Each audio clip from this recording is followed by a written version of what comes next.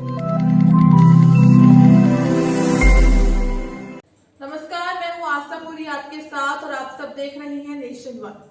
उत्तराखंड में भू कानून की मांगों को लेकर हलचलें तेज होने लगी हैं। आंदोलनकारी मूल निवास 1950 की तर्ज पर भू कानून बनाने की बात कर रही हैं। वहीं सरकार भी भू कानून को बनाने की राह में आगे बढ़ रही है। तो वहीं भू कानून को लेकर हम सबके मन में कुछ सवाल है जो आज हम नेशन वन टीवी के न्यूज रूम से एडवोकेट राजेश्वर सिंह जी से पूछेंगे, जो 1986 से प्रैक्टिसिंग लॉयर है रेवेन्यू और सिविल में, साथ ही साथ जो ड्राफ्टिंग कमेटी है रेवेन्यू कोड की, उसके भी मेंबर है। नमस्कार सर, आपका स्वागत है। नमस्कार सर, एक क्वेश्चन ये है कि जो हमारे पूर्व मुख्यमंत्री थे एनडी तिवारी और बीसी खंडूरी, उन्होंने कुछ भू कानून को लेकर कुछ रूल बनाए थे कि इतने ही वर्ग मीटर जमीन खरीदी जा सकती है। लेकिन 2018 में पूर्व मुख्यमंत्री त्रिवेंद्र सिंह रावत ने ये लिमिट हटा दी थी। उन्होंने कहा था कि इन्वेस्टर्स के इन्वेस्टमेंट के लिए भू कानून जो भूमि खरीद है उससे कुछ लिमिट हटानी पड़ेगी। तो अगर अब सरकार भू कानून लगाती है तो उससे जो स्टेट है उसमें इन्वेस्टमेंट में कितना फर्क पड़ेगा? जब तिवारी जी के टाइम पे ये भू कानून आया था जी, तो भू कानून लगाते के तुरंत बाद तिवारी जी के समझ में आ गया था कि ये गलती हो गई। इसीलिए जब पहले ऑर्डिनेंस आया था उसमें टोटल बैन आया था। फिर उस ऑर्डिनेंस को बहुत ज़्यादा डाइल्यूट करा गया और सिर्फ सेल पे बैन रखा गया। यहाँ पे बहुत सारे एवेन्यू खोले गए कि किस किस पर्पज़ के लिए खरीदी जा सकती है, क्योंकि ये तिवारी समझ गए थे कि ये गलती हो गई। इसकी वजह से इन्वेस्टमेंट भी रुका और एक सेक्टेरियन फीलिंग बढ़ी। तो आज की तारीख में अगर कोई ये कहता है कि नहीं साहब भू कानून होना चाहिए, तो बेसिकली भू कानून जो मांग रहे हैं वो ये कह रहे हैं कि 370 आर्टिकल 370 उत्तराखंड में लागू कर दो, जो हमने कश्मीर से हटा दिया कि बाहर का आदमी नहीं खरीदेगा। भाई बाहर का आदमी कौन है? क्या हरियाणा वाला बाहर का है? उत्तर प्रदेश वाला बाहर का है? या हम उससे हिंदुस्तान से अलग हैं? और ख़ास तौर पे आज के परिप्रेक्ष्य में जब प्रधानमंत्री कह रहे हैं कि एक राष्ट्र एक कानून, एक राष्ट्र एक आधार, एक राष्ट्र एक नागरिकता, ऐसे में आप कैसे कहेंगे कि नहीं उत्तराखंड वाले अलग हैं, बाहर वाले यूपी वाले अलग हैं? और कैसे रोकेंगे? तो जहाँ तक मेरा मानना है कि कोई भी बीजेपी सरकार इस किस्म का तो कोई कानून नहीं पास कर सकती कि साहब बाहर वालों को रोक दें। और जिन लोगों का नाम लेके कहा जा रहा है कि डेमोग्राफी बदल रही है, वो बेसिकली बांग्लादेशी और रोहिंग्या हैं। उन्हें वैसे भी कोई खरीदने का अधिकार नहीं है, एक बात। दूसरी बात यह कि वो आगे ज़मीन खरीद नहीं रहे हैं, वो तो कब्जा करके बैठ रहे हैं। तो नदियों में, नालों में, पहाड़ों के किनारे कब्जा करके बैठ रहे हैं। तो कोई भू कानून सख्त करने से या नहीं करने से उन पर कोई फर्क नहीं पड़ने वाला है। और मेरा पर्सनल मानना ये है कि कोई भी बीजेपी का मुख्यमंत्री आज की तारीख में नहीं कह सकता कि किसी भी किस्म की सेक्टेरियन भावनाओं को भड़कावा दे, या ये कह दे, अगर एक लाइटर टोन में कहा जाए तो क्या मुख्यमंत्री ये मैसेज देंगे कि मेरे अंगना में गुजराती मोदी का क्या काम है? कोई भी भाजपा का नेता ये नहीं कह सकता आज की तारीख में, जब राष्ट्रवाद की बात होगी। कश्मीर से हम हटा रहे हैं और उत्तराखंड में लगाएंगे। इसके अलावा इन्वेस्टर को जब तक ये सिक्योरिटी नहीं होगी कि मैं वेलकम हूँ, मुझे अपना माना जा रहा है, मैं आउटसाइडर नहीं हूँ, तब तक कोई क्यों आएगा? आप घर भी लेते हो, अगर इस मोहल्ले में लगने लगे कि मैं आउटसाइडर हूँ, तो आदमी छोड़ के चला जाता है। तो एक्सेप्ट तो करना ही पड़ेगा।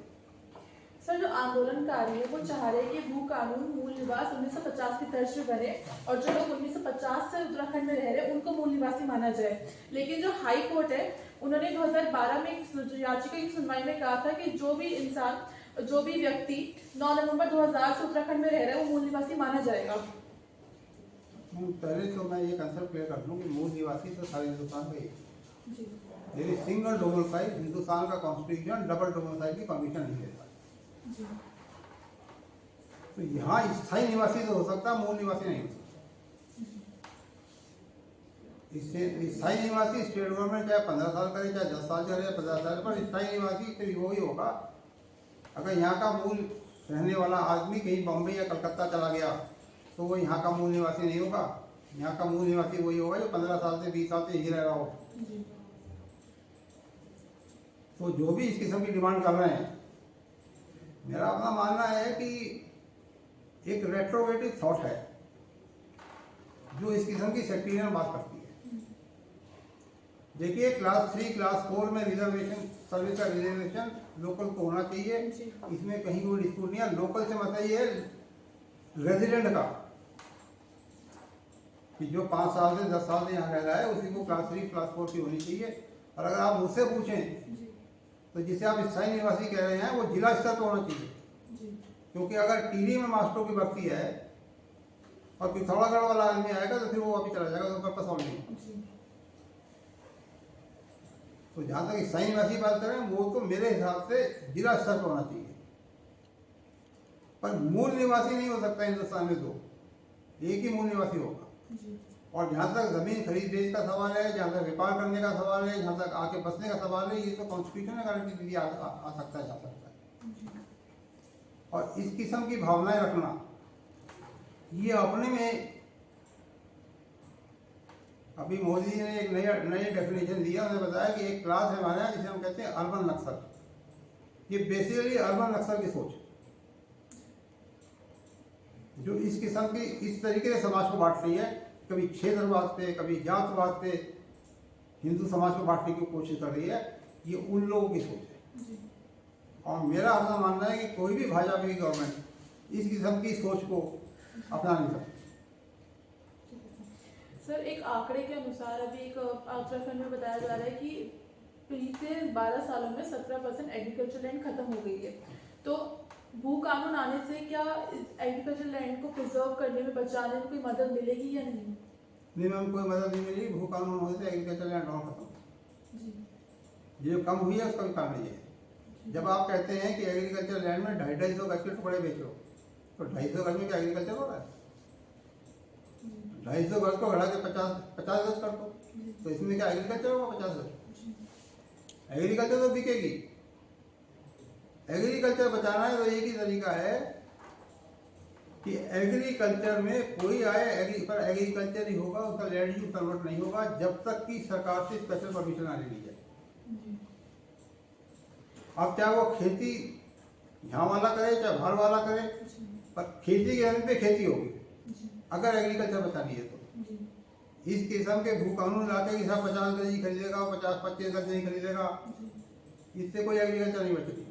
ना आज तक बची है ना आगे बचेगी। सर, हाल ही में खबरें उठी थी कि नोएडा और दिल्ली जैसे शहरों के कुछ उद्योगपतियों ने नैनीताल में जमीनें खरीदी हुई हैं। वहीं जो अभिनेता है मनोज बाजपेयी, उनके लिए भी खबरें उठी थी कि उन्होंने भी कुछ जमीनें खरीदी हुई है, पर जिस उपयोग के लिए खरीदी है अभी तक वो उपयोग नहीं हुआ है। और भू राजस्व में एक कानून है कि अगर जिस उपयोग के लिए खरीदी जाए और 2 साल तक उसका उपयोग न हो तो वो गवर्नमेंट के अधीन आ जाती है। तो भू कानून लागू होने से ऐसे अवैध खरीद फरोख्त बंद होगी? देखिए मैम, ऐसा है, दो अलग अलग सवाल है जी। एक कानून वो है जो आज की तारीख में लागू है जी। अगर उसका कोई उल्लंघन हुआ है जी। तो उसकी कानून प्रक्रिया वो भी होगा। जी। दूसरा सवाल ये, क्या ऐसा कानून होना चाहिए? एक मूल सवाल ये है जी। कि भाई मनोज वाजपेयी खरीदे आता जी। तो क्या कल हम पूछेंगे दिमाग से दुनिया ने बॉम्बे में कैसे जमीन खरीदी, या वो बॉलीवुड में क्या कर रहे हैं, या हमारे यहाँ के इतने एक्टर जो टीवी में और उसमें है और जब मीडिया में है वो बाहर दिल्ली, नोएडा, गाजियाबाद, बेंगलोर क्या कर रहे हैं? क्या हम उन सब बच्चों को ऑफिस बुलाएंगे? और फिर अगर ऐसे ही करने लगे तो हिंदुस्तान के कितने टुकड़े करेंगे? तो ये सवाल मूलतः ही गलत है कि मनोज वाजपेयी ने खरीदी। भाई अधिकार है, आप जाके बेंगलोर में खरीद सकते हैं, आप जाके हैदराबाद में सेटल हो सकते हैं, आप गुड़गांव में जा सकते हैं, तो वहाँ का आदमी यहाँ कोई नहीं आ सकता। एग्रीकल्चर बचाना है, उसका पर्पज दूसरा है, कहा कहीं के आओ लेकिन एग्रीकल्चर ही रहे। और अगर कोई एग्जिस्टिंग कानून है उसका वायलेशन हुआ है तो उसकी तो जरूरत, नए कानून से कुछ नहीं होगा। सर, जो आंदोलनकारी है वो ये मांग कर रहे हैं कि उत्तराखंड में हिमाचल की तर्ज से भू कानून बनना चाहिए, क्योंकि जो कहीं ना कहीं ज्योग्राफिकल सिमिलैरिटीज भी दोनों स्टेट्स में है। तो ये पॉसिबल है कि हिमाचल की तर्ज में उत्तराखंड में भू कानून बन सकता है? हम पहली बात ये कि आपको हिमाचल आइडियल स्टेट है क्या? ये वो मॉडल स्टेट है जिसे हम फॉलो करेंगे? जी जब प्रधानमंत्री कह रहे हैं बड़ा सोचो, छोटा मत सोचो, हमें कम्पीट करना है तो हमें स्विट्जरलैंड से, स्वीडन से, अमेरिका से करना है। जी हम कह रहे हैं मिजोरम से कम्पीट करेंगे, हम कह रहे हैं मणिपुर बनाएंगे। हिमाचल क्या है? हिमाचल की जीडीपी 2,67 करोड़ है। उत्तराखंड की जीडीपी 3,50,000 करोड़ की हुई है। उत्तरांचल का पर कैपिटा 2.5 लाख है, हमारे यहाँ पर कैपिटा 3,25,000 है। हिमाचल का जीएसटी कलेक्शन 800 कुछ करोड़ है, हमारे यहाँ 1,800 कुछ करोड़ है। तो हिमाचल हमसे आगे कैसे है? हिमाचल मॉडल स्टेट कैसे हो गया? और हम काय को फॉलो करें हिमाचल?